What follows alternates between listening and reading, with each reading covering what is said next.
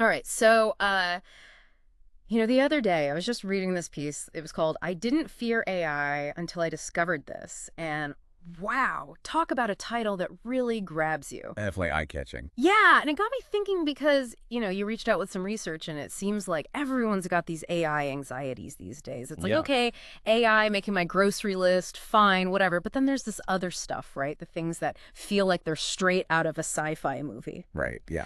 So today, we're doing a deep dive on this. Okay. We're really going to try to get to the bottom of all these unsettling AI advancements, try to separate, what's real and what's hype. Right. And thankfully, I've got our expert here to help us navigate these kind of murky waters. Happy to help clear things up. Yeah, because it can get confusing. Yeah. So one of the things that I noticed in your research, and this article mentioned it too, was this idea that 2017 was some kind of a turning point in how AI was developing. Yeah. What was it about that year specifically? Was it just me, or did Siri suddenly get a whole lot smarter around then or something? Well, Siri might still be working on those dinner reservations, Okay. but you've hit on something important, right? So 2017, it wasn't just another year of we made things a little bit better, a little faster.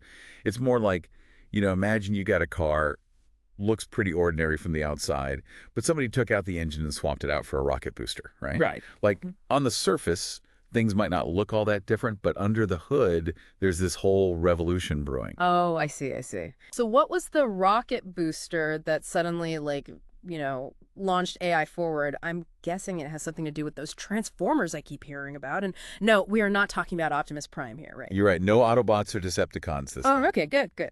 But Transformers, that is the key word here. Okay. Essentially, these are AI systems that they get exponentially better the more data you give them, the more computing power you give them. It's like they're constantly on this uphill climb of just getting better and better. So the more you feed them, the smarter they get. Kind of like my friend who, binge watches those baking shows and somehow churns out these gourmet masterpieces. That's actually a pretty good analogy. Yeah.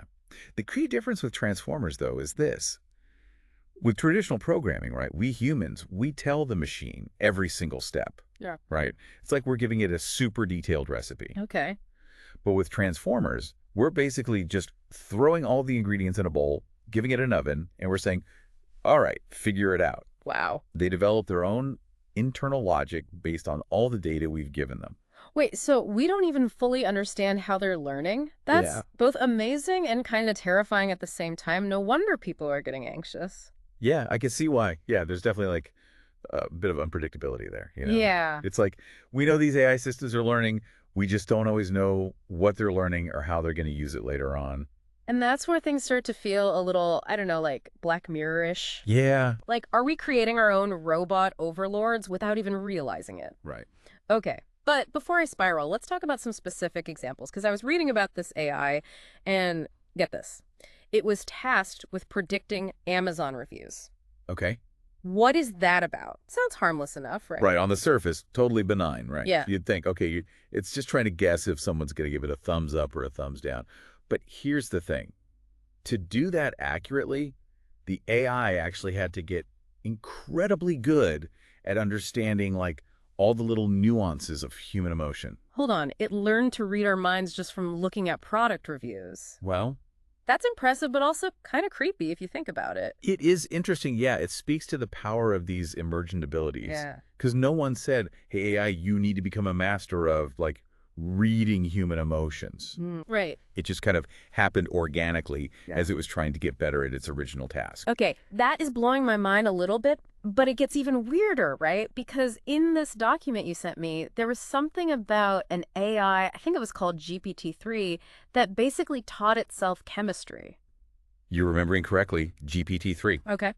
This is a great example of how these AIs can surprise us with hidden talents, right? Right. So it wasn't designed to be some kind of chemist. Right. Its main thing was it can predict the next word in a sequence, Yeah. kind of like a super-powered autocomplete on your phone. Right, okay. But because it was fed all these chemistry textbooks, it suddenly had this hidden talent for chemistry. So it's because it ingested a library's worth of textbooks, it could suddenly do the chemistry. Exactly. It was subconsciously absorbing all this information as it went, and then boom, it's performing at a level comparable to some researchers in the field. Yeah. it is kind of both fascinating and a little unsettling, right? Like we create these systems for one purpose, and then they develop these skills and this knowledge that we just didn't anticipate. Yeah, it's both exciting and terrifying, to be honest. Yeah. Like, what if my Roomba is suddenly going to become self-aware and start judging my cleaning habit? Right, exactly. But okay, let's get back to this whole theory of mind thing that you were talking about before, because that's a whole other level of, whoa, Yeah. what does that even mean when we're talking about AI and why is it such a big deal? Okay, so theory of mind. It's basically the ability to understand that other beings, they have their own thoughts, their own beliefs, desires, intentions, right? Right. And that those mental states, they might be different from our own. Right, like just because I love pineapple on pizza doesn't mean everybody else does. Exactly, exactly. But how does an AI develop this? They don't have social lives, do they? Well, think about it this way. Yeah. To really understand language, Yeah. right? Because that's how we humans communicate our thoughts and feelings. Right. These AIs, they kind of have to build like a model of the world inside their digital brains. Right. And that model of the world, it has to include, the inner world of the people in it. So as they're crunching all this data, they're not just learning words, they're learning what it means to be human. Yeah. To have thoughts and feelings and motivations. Okay, now I'm starting to understand why people are getting a little nervous about all this. It's like we're giving them the keys to the human experience. Yeah. And that actually leads us nicely to a topic that's been generating a lot of buzz lately. Artificial General Intelligence, or AGI. Right, AGI, the big one. Right. The big one. This idea of an AI that's not just good at one specific thing, but can learn and adapt to any intellectual challenge that a human can. Exactly. It's like the holy grail of AI research, and it's something that, researchers at OpenAI, the company behind those GPT models we were just talking about, they're actively working toward that. Speaking of OpenAI, things have been a little dramatic over there lately, haven't they? Yeah, you could say that. My research turned up something about their CEO, Sam Altman, being like briefly ousted and then reinstated. What was that all about? Was that related to this whole AGI thing? It's certainly been a roller coaster over there at OpenAI. Yeah. And yeah, the speculation is that it was related to potential advancements in AGI. Okay, so what happened? Like, fill me in. What are the details, and what does it mean for the future of all this? Okay, so drama at OpenAI, potential AGI breakthroughs. This is getting juicy, all right.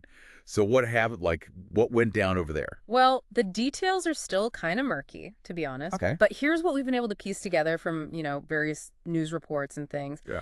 Apparently, some members of OpenAI's board, they had some concerns about the direction the company was going, particularly the speed and secrecy around like these AGI projects. Yeah. So they were worried Altman was moving too fast, keeping too many secrets. I can see how that might make some people nervous, especially with something as, potentially powerful as AGI. Right, exactly. And remember, OpenAI's whole mission statement, it's all about making sure AGI benefits all of humanity. Right. And I think some board members felt like maybe Altman wasn't being transparent enough about the research or even the potential risks. Yeah, that makes sense. But then how come he was reinstated? Like, did they just kind of sweep those concerns under the rug? That is the million-dollar question, isn't it? Right. The official explanation was a little vague, something about miscommunications and a need to rebuild trust. But there's a lot of speculation that it really came down to pressure from a lot of different places, employees, investors, even some governments who see OpenAI as, kind of a leader in the field. And they didn't want to see that disrupted. Wow. So it sounds like there's a lot more going on behind the scenes than any of us realize. Oh, I'm sure of it. It's like a real life, like tech thriller or something. Right. But it really highlights the need for like transparency and having these conversations about the ethics of all this, doesn't it? Absolutely. Especially as we get closer and closer to these potential breakthroughs that could really change everything. Yeah, we can't just kind of bury our heads in the sand and hope for the best, right? We need to be having these open and honest conversations about the potential benefits and the risks of AGI, and we need to figure out some clear guidelines, some regulations to make sure that these technologies are developed and used responsibly. So where do we even go from here? Like, how do we navigate this new reality where AI is becoming more and more powerful and honestly kind of unpredictable? That's the question. But I don't think there's any easy answer, but I think it has to start with education and awareness. okay.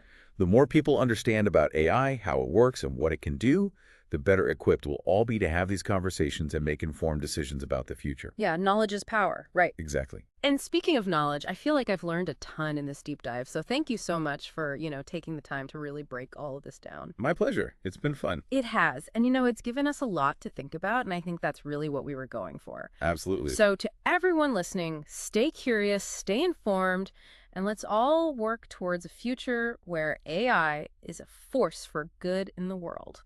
I love that. Until next time. Hey, everybody. Ever feel like you're drowning in info, but still, like crazy thirsty for knowledge? It's the worst.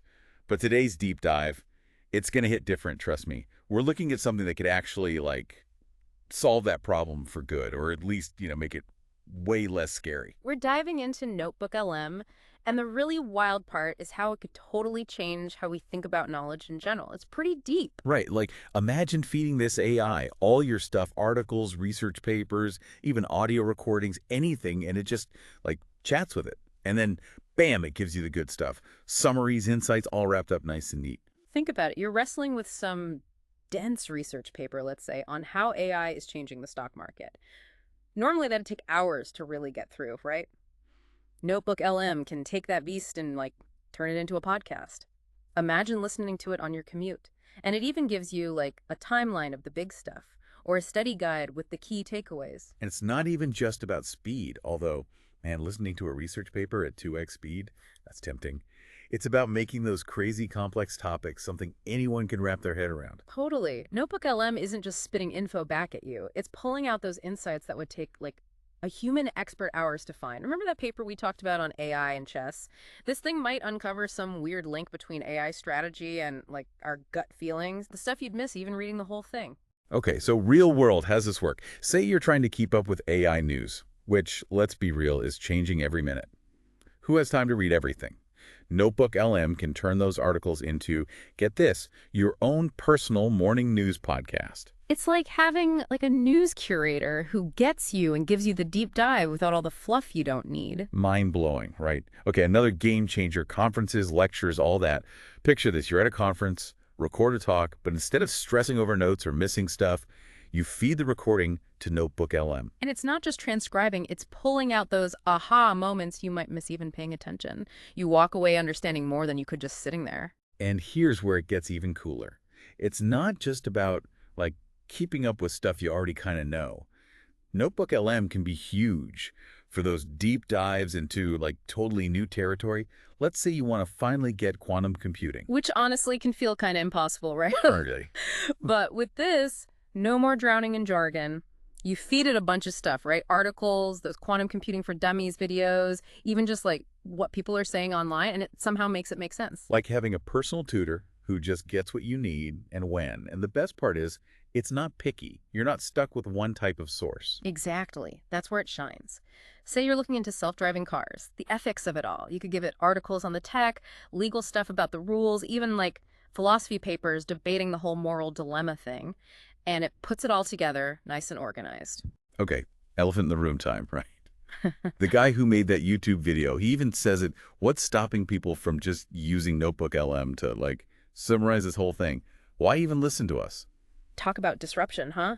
Exciting, but kind of freaky, too. Yeah. I mean, making info easy to get is awesome, but then you think, what happens to how we, actually learn stuff? Right.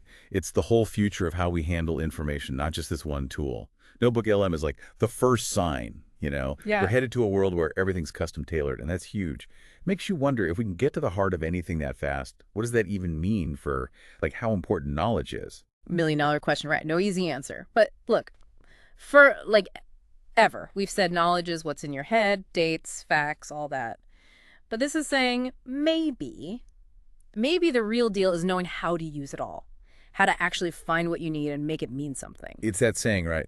Give a man a fish, feed him for a day, teach a man to fish. Feed him for life.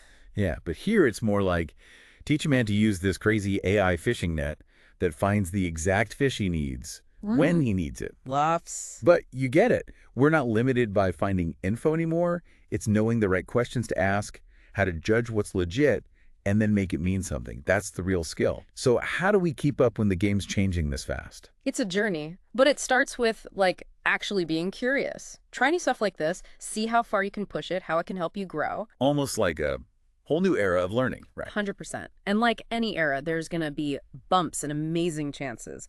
But if we go in wanting to learn and adapt, the possibilities are insane. Totally agree.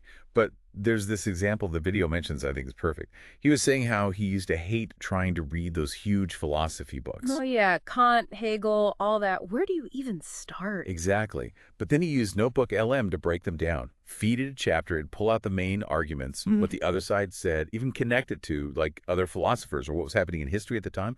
Like having those cheat sheet guides bought, like way better. It's not just giving you the short version, it's helping you actually get the original. It's that bridge between just reading and actually thinking about it. Totally. And that's what's so cool about this whole AI learning thing. It's not about like skipping the hard work of thinking. If anything, it's freeing up your brain to do more of that. Right. It's not about memorizing anymore. It's about actually getting those connections, understanding the why, not just the what. Becoming a better learner, a better thinker, all that. And honestly, that gives me hope. If we can use these tools right, it's not just learning faster, it's learning better, like unlocking a whole new level. 100%. We're at the edge of something wild here. Sure, there are still questions, but the potential is huge. So, to everyone listening, if you ever feel buried by all the info out there, if you can't find the time or the energy to really get into the stuff you love, don't give up. Tools like this, they're here to help you cut through the noise, find what matters, and become a better learner. Work smarter, not harder. Yes. Right. And never forget, the learning itself, that journey, that's just as important as the finish line. Couldn't said it better. There you go. Your deep dive into Notebook LM, where AI isn't just changing how we learn, it's changing what learning even means. And hey, maybe next time, you'll be using it to make your own deep dives, right? Into whatever gets you fired up. Now there's an idea. Until then, happy learning, everyone.